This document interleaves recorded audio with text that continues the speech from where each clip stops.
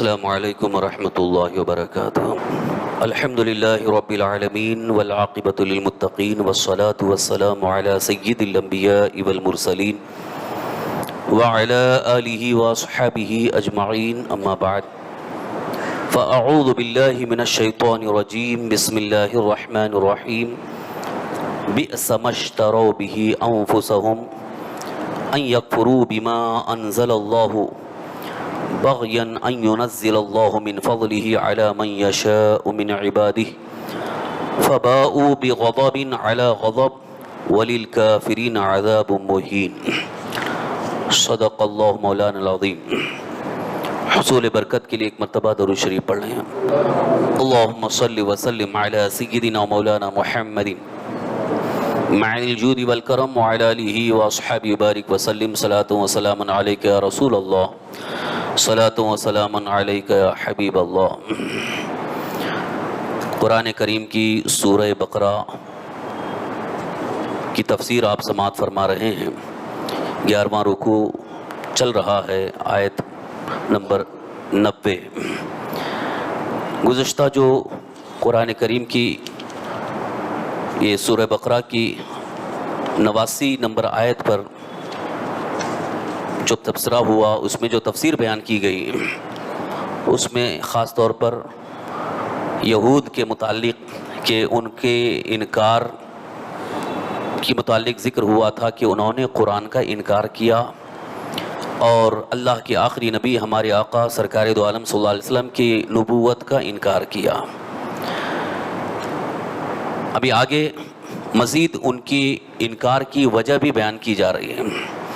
یہ تو کئی آیات میں یہ چل رہا ہے، لیکن آپ کو یہ محسوس ہو رہا ہوگا کہ یہود کے متعلق یہ بار بار کیوں تذکرہ ہو رہا ہے، حالانکہ کئی آیات ہیں جو ان کے عیوب اور ان کے معاملات کو بیان کیا گیا ہے۔ تو اب چونکہ اپنے اس درس میں ایک یا دو آیت کی تفسیر ہوتی ہے، اور وہ بھی ہفتے میں ایک بار، تو ایسا محسوس ہو رہا ہوگا کہ بار بار ان کا تذکرہ کیوں ہو رہا ہے۔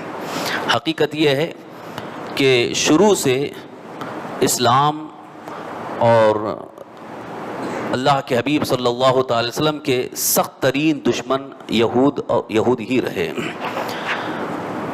انہوں نے جو رسول پاک صلی اللہ تعالی وسلم کو نقصان پہنچانے کی کوششیں کی، اس کا بھی تذکرہ قرآن پاک میں ہے، لیکن یہ کوئی نئی بات نہیں۔ ان کے جو آبا و اجداد، ان کے جو پرکھے تھے پہلے کے، وہ بھی انبیاء اکرام علیہ السلام کے ساتھ ویسا ہی کرتے تھے۔ کئی نبیوں کو انہوں نے قتل تک کر دیا، شہید کر دیا۔ تو قرآن میں ان کا تذکرہ ہو رہا ہے۔ ساتھ ہی ساتھ آپ کو یہ بھی اچھی طرح سے معلوم ہے کہ اس قرآن مقدس میں پچھلے واقعات کو بھی ذکر کیا گیا ہے، بیان کیا گیا ہے۔ اس میں ایک خاص چیز یہ ہے تاکہ ہم کو عبرت حاصل ہو، نصیحت حاصل ہو کہ اس قوم کی طرح ہم نہ ہوں، ہم اس قوم کی طرح نہ ہوں، کیونکہ ہم کو تو اللہ تعالیٰ نے اپنے حبیب صلی اللہ علیہ وسلم کی امت میں پیدا فرمایا، تو امت مصطفیٰ ہونے کا ایک بڑا شرف حاصل ہے۔ تو اس لیے اللہ تبارک تعالیٰ یہ نہیں چاہتا کہ میرے حبیب کی امت ان کے جیسے کرے، اس لیے ان کے چند معاملات کو اور ان کے عیبوں کو بیان کر دیا گیا تاکہ میرے حبیب کی امت میں یہ چیزیں نہ آئیں۔ لیکن چونکہ یہ بھی حضور صلی اللہ علیہ وسلم نے فرما دیا ہے کہ اس امت میں بھی کچھ لوگ ایسے پیدا ہوں گے جو ان یہودیوں کی حرکتوں کو اپنائیں گے، ان کے طرز زندگی کو اپنائیں گے، اور جتنے معاملات ان کے اندر تھے وہ تقریباً اکثر اپنی امت میں بھی وہ کیے جائیں گے۔ اس لیے یہاں پر بطور نصیحت اور بطور تاکید یہ فرمایا جا رہا ہے تاکہ امت مصطفیٰ اس سے بچ جائے، محفوظ ہو جائے اور اپنے ایمان کو سنبھال لیں، ایمان کی حفاظت کریں۔ کیونکہ یہود کا معاملہ ایسا ہے کہ وہ تو یہ چاہتے تھے کہ مسلمان جو ہیں، یعنی جو ایمان لائے ہیں، وہ اپنا ایمان چھوڑ کر کے ہماری طرف آ جائیں۔ آج بھی آپ دیکھ لیجئے کہ جتنے بھی باطل فرقے ہیں، خاص طور پر یہودی فکر رکھنے والے، یہودی ذہنیت رکھنے والے ہیں، وہ یہی چاہتے ہیں کہ ہم جس عقیدے ہم جس نظریات پر قائم ہیں وہ ہماری طرف آ جائیں، لیکن قرآن ہماری ہدایت اور رہنمائی کرتا ہے کہ ہرگز ہرگز ان کی باتوں میں نہ آئیں، ان کی فکر کو نہ اپنائیں اور ان کے طرز زندگی کو نہ اپنائیں، ورنہ بہت بڑا نقصان ہوگا۔ نقصان کیا ہوگا کہ گویا ہم اپنے جسم کو، اپنے آپ کو ہم جہنم کی آگ میں جھونکنے کے لیے تیاری کر لیں گے، آخرت کا بہت بڑا نقصان ہوگا۔ تو قرآن پاک میں یہاں پر اسی چیز کو ذکر کر کے ہمیں خاص نصیحت کی گئی ہے۔ پچھلی آیت میں جو گزرا تھا آپ کے ذہن میں ہوگا، پچھلی آیت میں یہ ذکر ہوا تھا کہ ان یہود کا حال یہ ہے کہ اللہ کے آخری نبی حضور تاجدار مدینہ صلی اللہ تعالی وسلم کے دنیا میں تشریف لانے سے پہلے ان کے وسیلے سے دعائیں مانگتے تھے۔ وَكَانُوا يَسْتَفْتِحُونَ عَلَى الَّذِينَ كَفَرُوا، یعنی نبی پاک صلی اللہ تعالی وسلم کے وسیلے سے اللہ کی بارگاہ میں دعا کرتے تھے کہ اللہ تیرے جو آخری نبی دنیا میں آنے والے ہیں ان کے وسیلے سے ہم کو دشمنوں پر فتح عطا فرما، ہم کو کامیابی عطا فرما۔ تورات میں بھی اس کا تذکرہ ہے۔ تو پہلے تو وسیلہ لے کر کامیابی کی دعا مانگتے تھے، اللہ تعالیٰ سے فتح مانگتے تھے، اور ان کو اللہ تعالیٰ نے فتح بھی عطا فرمائی۔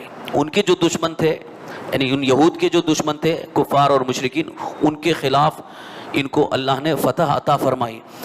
تو لیکن جب سرکار دو عالم صلی اللہ علیہ وسلم کی تشریف آوری ہو گئی، اللہ کے آخری نبی دنیا میں آ گئے، تو اب تو ان کو مان لینا چاہیے تھا کہ جس نبی کے وسیلے سے ان کی آمد سے پہلے وسیلہ لے کر دعائیں مانگتے تھے، اب آنے کے بعد مان لینے میں کیا حرج تھا، لیکن وہ انکار کر گئے۔ یہ تو ایسے ہی ہوا کہ جیسے اگر کوئی بہت ہی منت سماجت کے ساتھ کسی شخص کو بلا کر کے لے آئے کہ تم ہمارے یعنی اس کے بارے میں تعریف سنی ہو کہ بہت اچھے انسان ہیں، بہت اچھے انسان ہیں، تو اس کی تعریف سن سن کر کے تعریف کرتا رہا، لیکن جب وہ آ گیا اب لوگ اس کی طرف ہجوم لگا لیے، لوگوں کی عقیدت زیادہ ہو گئی تو اب ان سے حسد کرنے لگے، ان سے جلنے لگے۔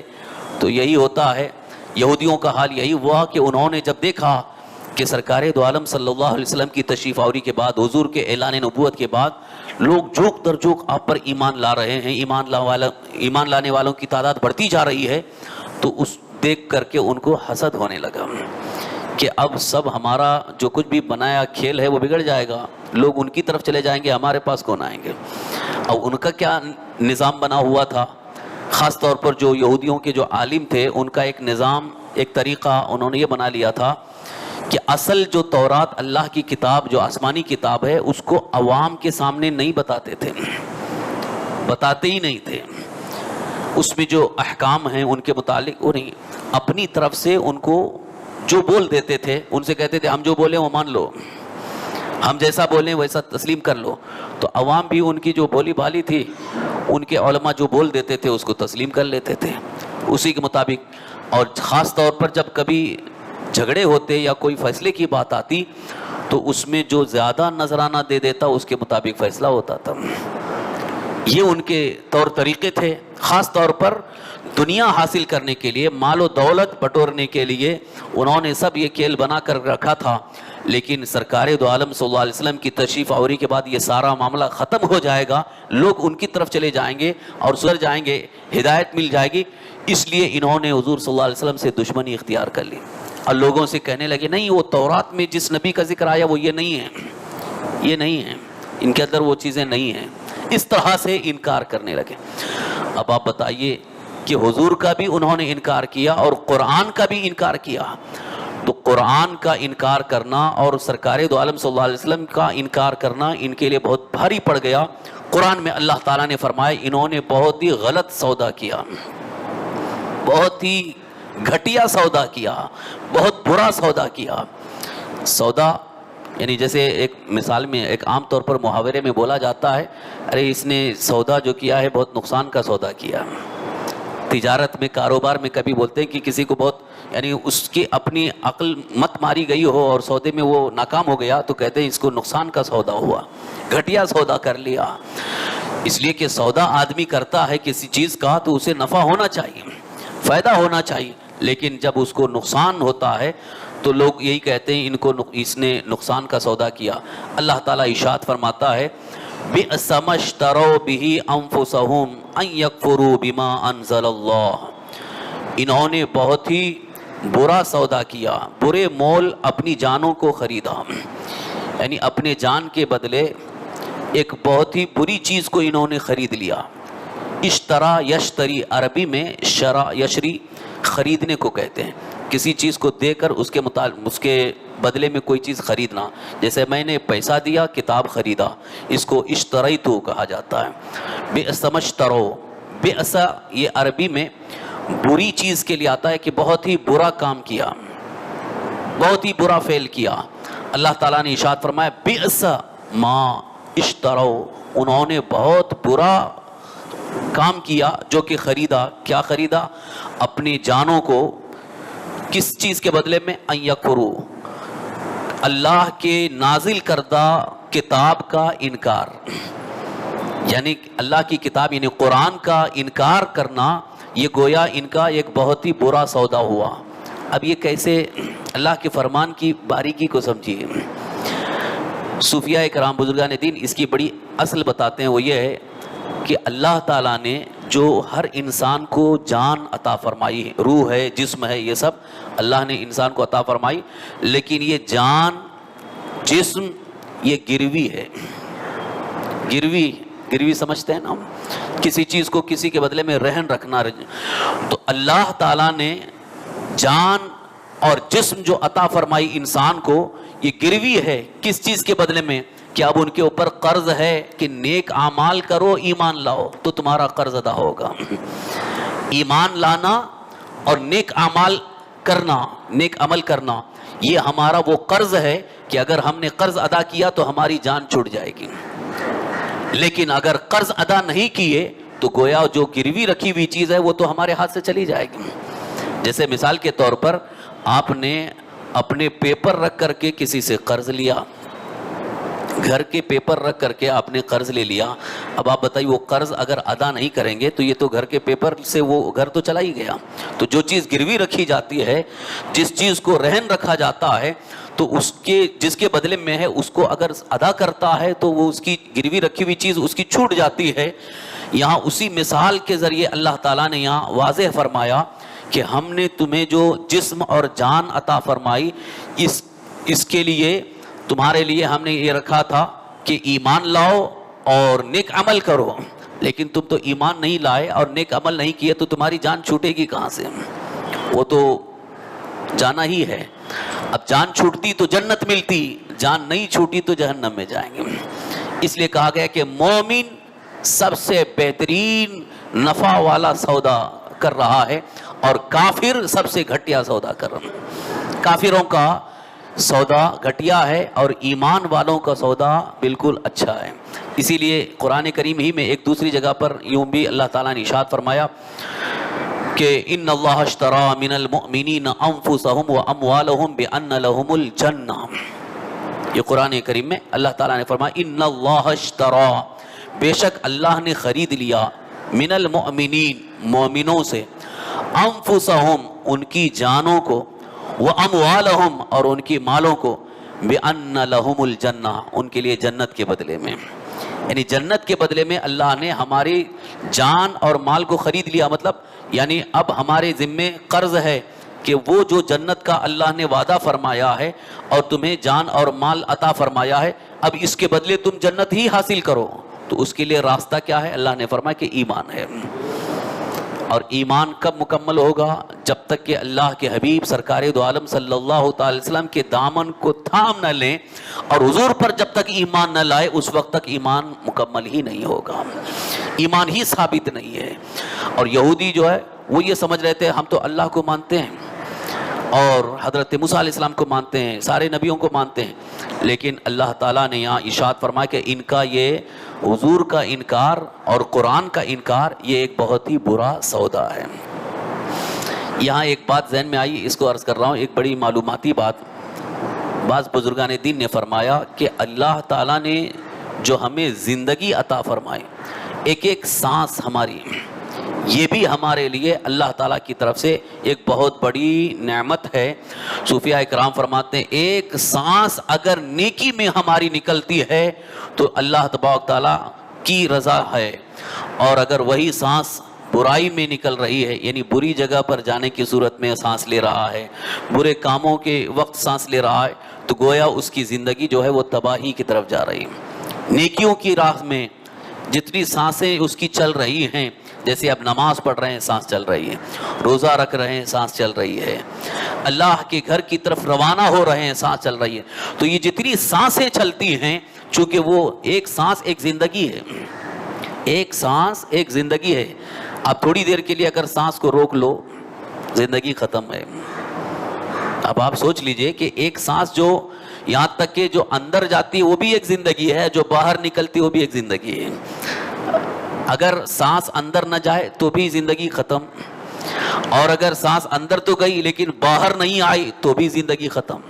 تو اس لیے بزرگان دین فرماتے ہیں کہ ذرا اس پر تو غور کرو کہ اللہ نے ہم کو جو زندگی دی ہے، ایک ایک سانس کی اتنی اہمیت ہے کہ اگر وہ سانس چل رہی ہے تو ہماری زندگی ہے، تو اللہ کا تو ہمیں ہر سانس میں اللہ کا شکر ادا کرنا چاہیے، رب کا شکر ادا کرنا چاہیے کہ اس نے ہمیں زندگی عطا فرمائی۔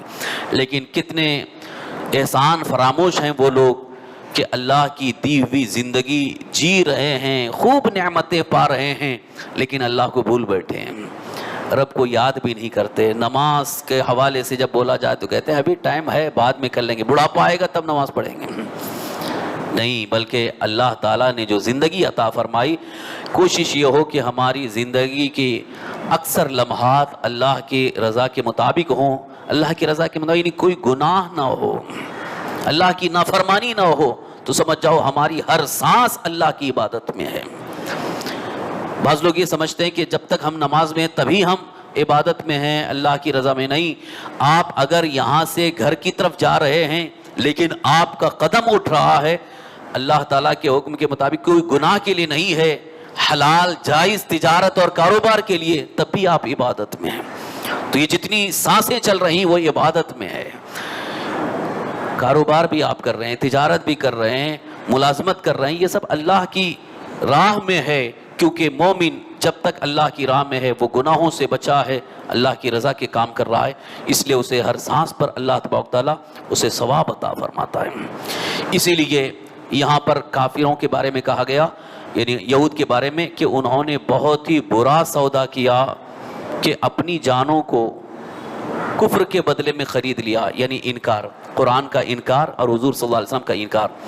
اب وجہ بیان کی جا رہی ہے، اللہ تعالیٰ نے وجہ بھی بیان کی، ریزن، کہ ان کے انکار کا سبب کیا ہے، انکار کا ریزن کیا ہے، وجہ کیا ہے۔ بغیاً ان ينزل اللہ من فضلہ علی من یشاء، یہودیوں کے انکار کی ایک وجہ تھی، قرآن اور حضور صلی اللہ علیہ وسلم کے انکار کی وجہ صرف ایک تھی، وہ کیا تھی؟ حسد، یعنی حسد کی وجہ سے وہ انکار کر رہے تھے۔ حسد تو ہر ایک سمجھتا ہے، حسد یعنی جلن۔ تو اب آپ کے ذہن میں بات چل رہی ہے کہ یہ ان کو حسد کیوں تھا، حسد کیوں تھا؟ میں نے شروع میں بتا دیا، ان کو حسد اس لیے تھا کہ پہلے سے انہوں نے یہ دیکھا کہ جتنے بھی نبی دنیا میں آئے وہ قوم بنی اسرائیل سے آئے۔ بنی اسرائیل ایک قوم ہے، حضرت یعقوب علیہ السلام کی اولاد سے ہیں، تو یہ جو یہودی تھے ان کا دعویٰ یہ تھا کہ ہم بھی بنی اسرائیل سے ہیں، اور جتنے بھی نبی آئے وہ قوم بنی اسرائیل سے ہیں، تو ہم لوگ نبی کی اولاد میں سے ہیں، تو ہمارے قوم سے کیوں نبی نہیں آئے؟ کیونکہ حضور صلی اللہ علیہ وسلم جو دنیا میں آئے تو قوم بنی اسرائیل سے نہیں تھے، بلکہ آپ بنی اسماعیل سے تھے۔ حضرت اسماعیل علیہ السلام جو حضرت ابراہیم علیہ السلام کے بیٹے ہیں، جن کو ذبیح اللہ کا لقب دیا گیا، حضرت اسماعیل علیہ السلام کی آل اور اولاد میں سے حضور نبی پاک صلی اللہ علیہ وسلم آئے۔ تو یہودیوں کو یہی ایک حسد تھا کہ ہماری قوم سے کیوں نہیں آئے، بنی اسرائیل سے آتے تو ہم مان لیتے ہیں، ہماری قوم سے اگر یہ آخری نبی آتے تو مان لیتے۔ یہی وجہ ہے کہ انہوں نے اپنی عوام کو بھی یہی بتا رکھا تھا کہ جتنے نبی آئے ہماری قوم سے آئے، یہ ہماری قوم سے نہیں آئے، لہٰذا یہ نبی نہیں ہیں، اس لیے انکار تھا۔ اور دوسری ایک وجہ حسد ان کو اس لیے بھی تھا کہ سرکار دو عالم صلی اللہ تعالی وسلم کی شان ظاہر ہونے لگی، خود ان کے کتنے یہودی ربیوں نے، پادریوں نے دیکھا کہ رسول پاک صلی اللہ علیہ وسلم جدھر جاتے ہیں ابر سایہ کر کے آ جاتا ہے، ابر کا ٹکڑا۔ ایک مرتبہ یہ اعلان نبوت سے پہلے حضور صلی اللہ علیہ وسلم اپنے چچا کے ساتھ تجارت کے لیے ملک شام کی طرف جا رہے تھے، تو راستے میں ایک گرجا گھر، عیسائیوں کا گرجا گھر جو ہوتا ہے، پادری وہاں پر موجود تھا۔ عیسائی پادری نے دیکھ لیا کہ ان کے ساتھ جا رہے ہیں اور دھوپ ہے، سخت کڑی دھوپ ہے، اور ابر کا سایہ اوپر چل رہا ہے جہاں تک جا رہے ہیں۔ تو اتفاق یہ ہے کہ حضور صلی اللہ علیہ وسلم اور حضرت ابو طالب وہیں پر رکے، تو وہ عیسائی پادری دوڑ کر کے آیا، ان سے پوچھ تاچھ کرنے لگا کہ یہ آپ کون ہیں؟ انہوں نے کہا ابو طالب ہوں، میں خاندان بنو ہاشم سے۔ یہ کون ہیں؟ یہ بولے میرے بھتیجے ہیں۔ تو وہ پوچھ تاچھ کرنے کے بعد اس کو تھوڑا سا شوق ہوا کہ ہاں وہ جو ہم نے تورات میں پڑھا ہے کہ ایک آخری نبی آئیں گے، جب وہ چلیں گے تو ابر ان کے لیے سایہ کرے گا، تو وہ میں دیکھ رہا ہوں کہ یہ آگے چل کر کے نبوت کا اعلان کریں گے۔ لیکن اس نے ایک نصیحت کی تھی کہ کسی پر ظاہر مت کرنا، آپ کے دشمن ہو جائیں گے۔ وہ انصاف پسند تھا، اس نے بتا دیا تھا کہ کسی کو بتانا نہیں ورنہ آپ کے دشمن ہو جائیں گے، یعنی اس یہودی کو یہ بھی معلوم تھا کہ ہماری قوم ان کی دشمن بن جائے گی۔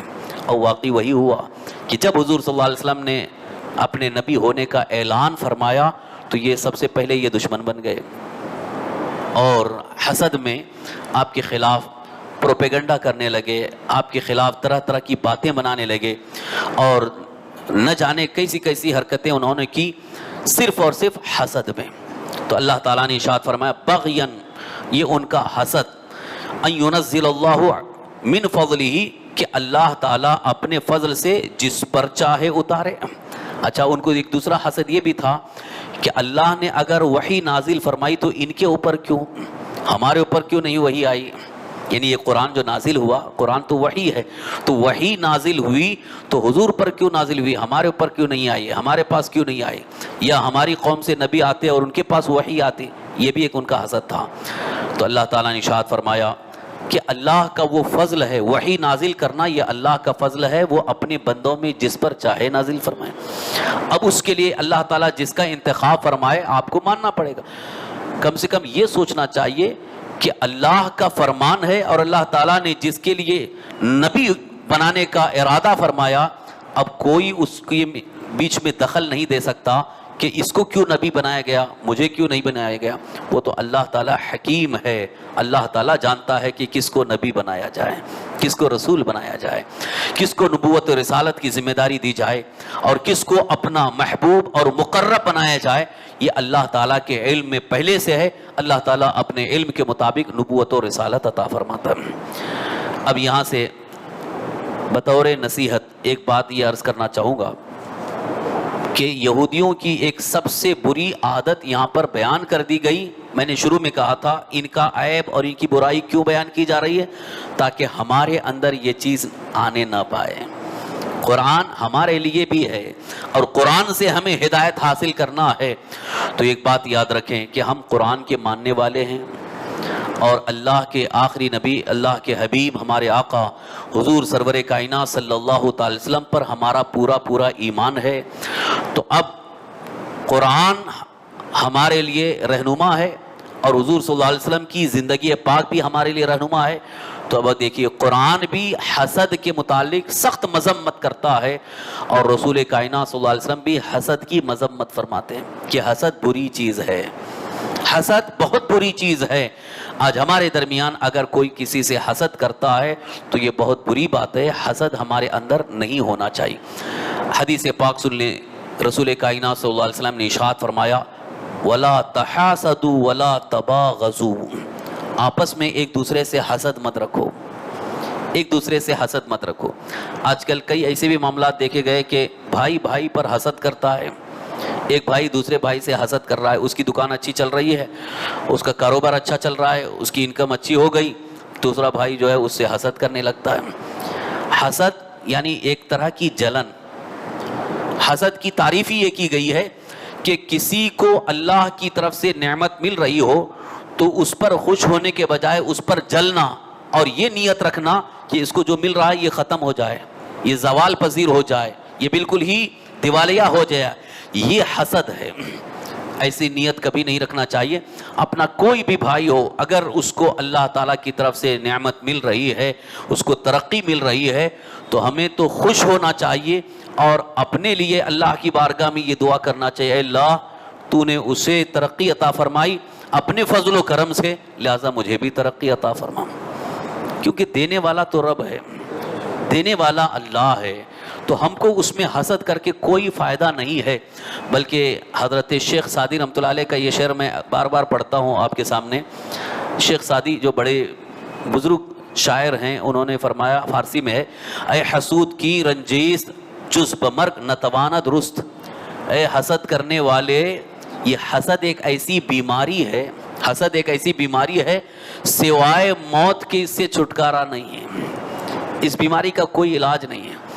بھئی حسد کرنے والے کا کوئی علاج ہے؟ حسد کرنے والا کبھی کبھی وہ اپنی حسد میں دوسرے کو جا کر کے بتاتا ہے، دیکھو اس نے ایسا کیا، دیکھو اس نے ایسا کیا، دیکھو اس نے ایسا کیا۔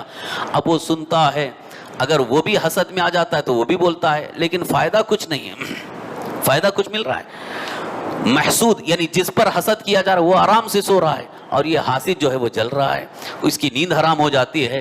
اسی لیے صوفیاء کرام بزرگان دین فرماتے ہیں کہ حسد کی وجہ سے اندر ہی اندر سے ایمان گھل جاتا ہے، ایمان تباہ ہو جاتا ہے، اور سب سے بڑا نقصان یہ ہوتا ہے کہ اب اس کی توجہ شیطان کی طرف ہو جاتی ہے، اللہ کی طرف سے توجہ ہٹ جاتی ہے، یا معاذ اللہ ہو سکتا ہو اس کے دل میں اللہ تعالیٰ سے بھی بدگمانی ہو جائے، اللہ تعالیٰ سے بدگمانی پیدا ہو جائے گی۔ کیوں؟ اس لیے کہ اب وہ حسد میں سوچنے لگا اللہ نے اس کو کیوں دے دیا، اللہ نے اس کو کیوں دے دیا ہے، معاذ اللہ رب العالمین۔ یہی کفر کی طرف لے جانے والی چیز ہے، ایمان کے لیے خطرہ ہے۔ اسی لیے سرکار دو عالم صلی اللہ علیہ وسلم ارشاد فرماتے لا تحاسدوا، حسد مت کرو۔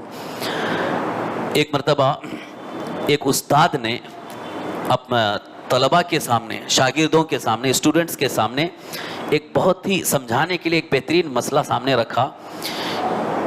بورڈ پر ایک لکیر کھینچی، بورڈ پر ایک لائن کھینچی۔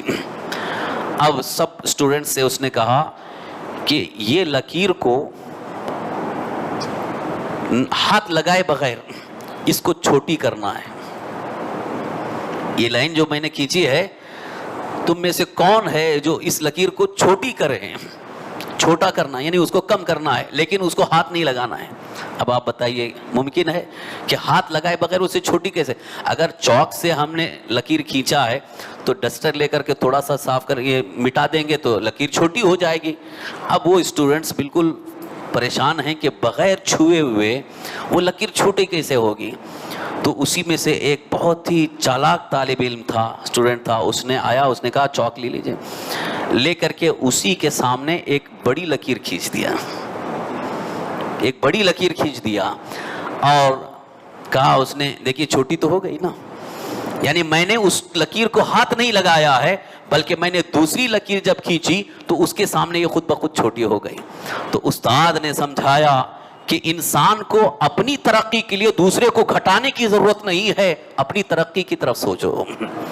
تم دوسرے کو گھٹا کر کے اپنی ترقی سوچتے ہو تو کبھی ترقی نہیں ہوگی، بلکہ اس کی طرف توجہ چھوڑو، اپنی ترقی کے لیے تم خود ایسے عمل کرو، ایسے کام کرو، ایسی اتنی محنت کرو کہ تمہیں ترقی ملے۔ محنت کرنا کچھ نہیں ہے اور دوسرے پہ چل رہے ہیں، اس کی دکان کیوں چل رہی ہے؟ ارے محنت کرو، اللہ تعالیٰ دینے والا ہے، رب تبارک تعالیٰ اپنے فضل سے عطا فرماتا ہے۔ یہی حسد جو آج ہماری قوم میں بہت سارے ایسی برائیاں جس کی وجہ سے پنپ گئی ہیں، سحر جادو وغیرہ تک لوگ اس کا سہارا لینے لگے ہیں کہ سحر اور جادو کے ذریعے اس کو مکمل طور پر تباہ کر دو، اس کو برباد کر دو، تاکہ ہمارے سامنے یہ بالکل زیادہ اونچا نہ دکھے بلکہ ہمارے سامنے نیچا دکھے۔ کسی کو نیچا دیکھنے کی خواہش نہیں ہونا چاہیے، بلکہ اللہ سے یہ دعا کریں کہ اللہ اپنے فضل سے جو مجھے عطا کرے مجھے اسی میں خوشی ہو، دوسرے کو دیکھ کر کے ہمیں جلن اور حسد نہ ہو، کیونکہ یہ حسد بہت ہی بری چیز ہے۔ یہاں پر یہودیوں کی برائی بیان کی جا رہی کہ یہودیوں نے حسد میں حضور کا انکار کیا، اللہ کے رسول صلی اللہ علیہ وسلم پر ایمان لانے سے وہ منکر ہو گئے۔ اور قرآن کا انہوں نے انکار کیا۔ اب آپ بتائیے کہ حسد کتنی خطرناک چیز ہے کہ جس کی وجہ سے وہ ایمان سے ہاتھ دھو بیٹھے ہیں، اور اتنی عظیم شخصیت اللہ کے حبیب صلی اللہ تعالی وسلم کو ماننے سے منکر ہو گئے۔ اللہ اکبر۔ اگر حسد نہ ہوتا تو وہ ایمان لے آتے، لیکن حسد نے انہیں ایمان سے روک دیا۔ اب حسد کی بات آئی تو ایک اور بات اسی کے ضمن میں عرض کروں کہ ابلیس کو بھی سجدہ کرنے سے، حضرت آدم علیہ السلام کا سجدہ کرنے سے جو چیز رکاوٹ بنی وہ بھی حسد ہی تھا، کیونکہ اس نے جب دیکھا کہ ان کو ترقی مل رہی ہے، کہ سارے فرشتوں کو ان کے سامنے سجدہ کرنے کا حکم دیا گیا، ان کو کیوں اتنی بلندی؟ میں تو 6 کروڑ برس تک عبادت کر چکا ہوں، میں نے اتنے سجدے کیے ہیں اور ان کے سامنے کیا؟ لیکن اس بدبخت کو یہ نہیں معلوم کہ سارے فرشتوں کو سجدہ کرنے کا حکم دینے والا کون ہے؟ اللہ ہے۔ اللہ نے فرمایا تھا سارے فرشتوں کو کہ سجدہ کرو آدم کو، تو اس بیوقوف نے یہ نہیں سمجھا کہ حکم دینے والا میرا مولا ہے، تو ہم نے اس کے لیے سجدہ کیا ہے، لیکن آج اللہ فرماتا ہے کہ میرے حبیب کے لیے سجدہ کرو، میرے نبی کے لیے سجدہ کرو، تو فرشتے سمجھ گئے کہ ہمیں کچھ نہیں دیکھنا ہے، ہمیں صرف اللہ کے حکم کو دیکھنا ہے۔ اللہ کا حکم تھا اس لیے فرشتے سجدے میں گئے، لیکن اس کو حسد ہو گیا اور حسد کی وجہ سے وہ انکار کر بیٹھا، اسی لیے اس نے کہا میں ان سے بہتر ہوں، میں ان کے سامنے کیوں سجدہ کروں۔ حسد بہت ہی بری چیز ہے، یہاں تک اللہ تعالیٰ نے ارشاد فرمایا کہ یہ حسد کی بنیاد پر نبی پاک صلی اللہ تعالی وسلم کا بھی انکار کر بیٹھے اور قرآن کا بھی انکار کر بیٹھے، اور پھر ان کا انجام کیا ہوا؟ ایک انجام یہاں پر واضح کیا جا رہا ہے، فَبَاءُوا بِغَضَبٍ عَلَى غَضَبٍ وَلِلْكَافِرِينَ عَذَابٌ مُّهِينٌ، غضب پر غضب کے حقدار ہو گئے، یعنی اللہ کا ان پر غضب بھی ہو گیا، ایک ہی بار نہیں بلکہ غضب پر غضب۔ ایک برائی ان کی ہو تو اس پر ایک غضب ہوتا، لیکن بار بار برائی، بار بار ان کا انکار، بار بار طرح طرح کی گستاخیاں۔ اب یہاں اللہ تعالیٰ نے جو فرمایا فباؤ، یعنی لوٹے غضب کے ساتھ، مطلب وہ حقدار ہو گئے اللہ کے غضب کے۔ وَلِلْكَافِرِينَ عَذَابٌ مُّهِينٌ، اور یہ کافروں کے لیے، یعنی جو قرآن کا اور رسول پاک صلی اللہ علیہ وسلم کا انکار کرنے والے ہیں، ان کے لیے بڑا ہی ذلت کا عذاب ہے، ذلت والا عذاب، رسوائی والا عذاب، یعنی جس میں انسان انتہائی گھٹیا ہو جائے، ایسا عذاب اللہ نے تیار رکھا ہے۔ تو یہاں تو انجام بھی اللہ تعالیٰ نے بتا دیا کہ حضور صلی اللہ علیہ وسلم کا انکار کرنے کی وجہ سے، قرآن کا انکار کرنے کی وجہ سے، حسد کی وجہ سے وہ کوئی اچھا سودا نہیں کیے بلکہ وہ گھٹیا سودا کیے، اور پھر ان کے لیے قیامت میں بڑا ہی سخت ترین عذاب ہوگا۔ لہٰذا ہماری ایک ذمہ داری یہ ہے کہ ہم اپنی زندگی کی آخری سانس تک یہ عہد کریں، اس بات پر ہم پوری طرح سے جمے رہیں کہ دنیا ادھر سے ادھر ہو جائے مگر رسول پاک صلی اللہ تعالی وسلم پر جو ہمارا ایمان ہے اس میں ایک بال برابر فرق نہ آنے پائے، اس پر ہمیں قائم رہنا ہے۔ آج بھی یہودی کوشش میں ہیں، ان کی جو اولاد جو آج یہودی ہیں پوری دنیا کو پریشان کر کے رکھیں، آج بھی ان کا مین ٹارگٹ یہی ہے کہ حضور صلی اللہ تعالی وسلم کے خلاف پروپیگنڈا پھیلاؤ، توہین کرو، گستاخی کرو اور ان کی شان گھٹاؤ، اور طرح طرح سے لوگوں کو ان سے بدظن کرو، بدگمان کرو، یہ ان کا ابھی بھی ایجنڈا چل رہا ہے۔ آج بھی آپ دیکھیے جہاں کہیں سرکار دو عالم صلی اللہ علیہ وسلم کی شان میں گستاخی ہوتی ہے تو وہاں یہودیوں کا ہی ہاتھ ہے۔ یہ آج ہمارے ملک کے جو غیر مسلم ہیں ان میں چند لوگ جو کر رہے ہیں، ان کو کہاں سے یہ ملا ہے؟